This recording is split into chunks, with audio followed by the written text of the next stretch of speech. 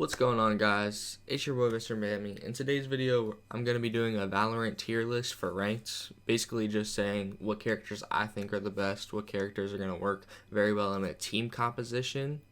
Before we get into this video, if you're new to the channel and you're not already subscribed, make sure you hit that subscribe button.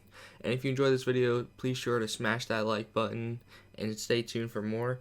And if you guys have any video ideas that you want me to do, leave a comment down in the comment section below, and let's get right into the video.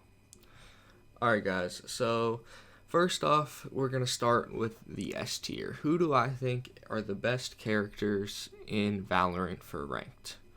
And first off, without a doubt, I'm going to go with Sage, because every team is going to need a healer. She's the only healer in the game right now that can heal everyone. I mean, Phoenix can heal himself, but that's not going to really do anything to help the team out.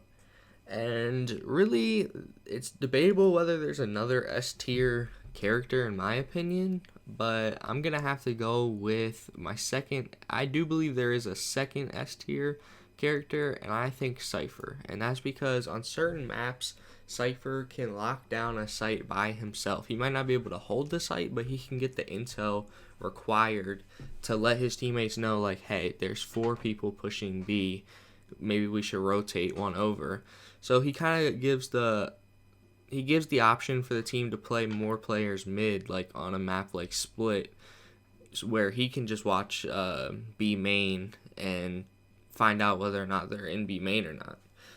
So now moving on, I think an A class character, my first one is going to be Breach, and that's just because Breach has really good abilities. He has 2 flashes. He can clear out an area of a site if he wants to with his C, and he's just really an all-around good character to have like on the team.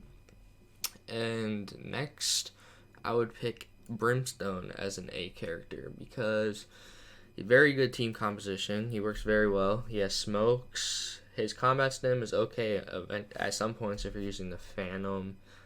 His molly is good at some point, but for me, it's really his smokes and his ult that make him such a good character.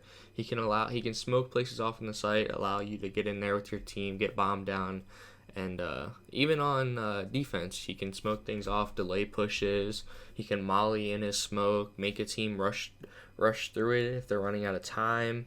And honestly, I think he is a very strong character in the game.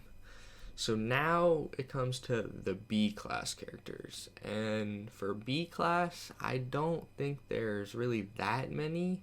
I'm thinking there's going to be 2 characters here. And this is really going to be like your flex position. Because in my opinion, these 4 characters right here are really going to be the top of the top you need on every team right now. You're going to need a Sage, a Cypher, a Breach, Brimstone. You're going to see it a lot in these competitive tournaments coming up, and with all these pro teams getting developed and stuff like that, you're going to see a solid competition of these 4. And really, this B class is going to be like the flex players. And me personally, right away, I'm going to go with Sova as a B class player just because he can get some really good intel. His ult is not that bad either. He can drone in, and then if he hits somebody with his drone dart, it's basically a free kill with your ult in some positions. So you can really get that early round advantage if he needs to. And another flex player that I really see could do well in competitive is Phoenix, and that's just because he can heal himself, he can flash into a site, his ult is really good for entry fragging, and I see that's a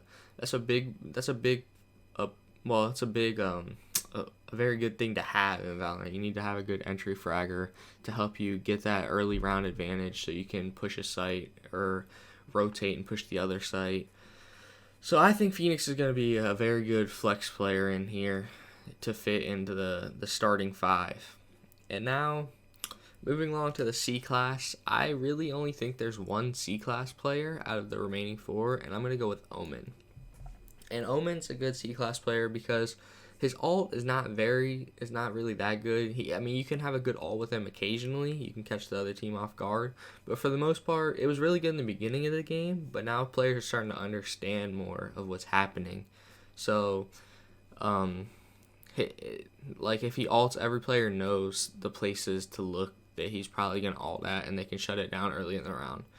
But the reason it makes him a C-class player is because his smokes are pretty good. They're not as good as a Brimstone, I would say, but you can make some really good plays with Omen, like early in the rounds and stuff like that. So now for D-class, I'm going to say all of these are D-class players, and I'll explain why. So first, starting with Jett right here. Jett is... I don't really think she's going to be played that much in competitive. She has smokes. They don't last long.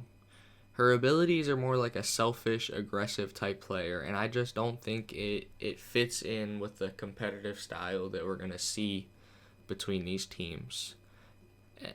And, you know, things might change as new metas come along and stuff like that, but as of now, I don't think she's going to be played that much in competitive. Now we have Viper. Viper is another one of those characters. Like, her abilities are okay, but there's better options out there for characters. Her ult is good, but it kind of hurts the team at sometimes too, because really she's the only one that can be in her ult. Because even as a teammate, if you're in her ult, you decay slowly, and if somebody pushes you in there, they automatically have more HP than you if you've been in there for a long time. So Viper is a no for me. Again, maybe something will change in the meta later on that we'll see, but for right now, I don't think so. And then last but not least, Raze. And before, early on in Valorant, Raze was probably up there as one of the most OP characters because people just don't like her abilities. Her grenades, before they got nerfed, she had 2 of them. She could just throw them around everywhere and basically get a lot of kills. Her ult, before it got nerfed, was the blast radius on it was insane. Her boombot is still pretty good, but besides those abilities, she really doesn't have anything as that to help out the team. Like, her boombot can be destroyed pretty easily. Players know where to look, the most common spots where she throws it out. Grenades, most Razes that I see spam grenades early in the round, so if you're on attacker side, you just wait for the nade spam and then you can push out and get some more info or map control.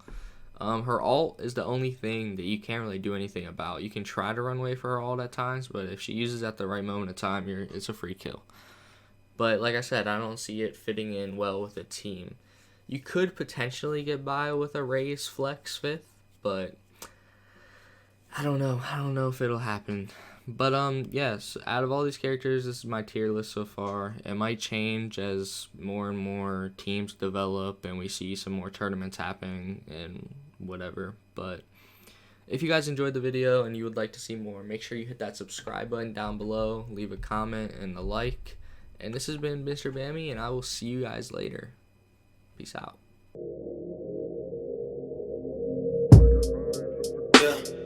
Attention's not something you're seeking. I'm watching you change like the seasons.